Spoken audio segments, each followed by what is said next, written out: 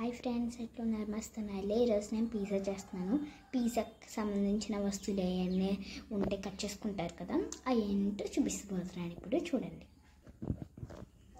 ఈ ఫ్రెండ్స్, ఇది ఏంటంటే బఠానీలు 2 ఆఫ్ చేసుకోవాలి. ఒక దాన్ని అలా కొన్ని.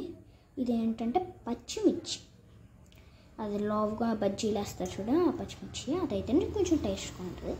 ఇది క్యారెట్, అది ఆనియన్, చిన్న చిన్న ముక్కలు కోయాలండి.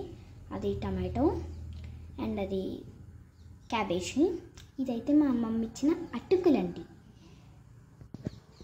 ఇవ్వండి మనం ప్రిపేర్ చేసుకోవాల్సింది. కట్ చేసుకుని పెట్టుకుంటే పక్కన. తర్వాత చపాతీ ముద్ద ఉంటుంది కదా, కట్ చేసుకుని మంచిగా రోల్ చేసుకుని దానిపైన ఇవన్నీ వేసి ఉప్పు కారాలు వేసేసి అది ప్యాన్ మీద పెట్టేసి లో ఫ్లేమ్లో పెట్టుకుని మరిగించిన తర్వాత మూత పెట్టండి పైన ప్యాన్ మీద. కొంచెం ఉడకనిచ్చిన తర్వాత నెయ్యి ఉంటే చూడండి, నెయ్యి వేయండి, అప్పుడు సాగుతుంది. ఓకేనా? Bye friends.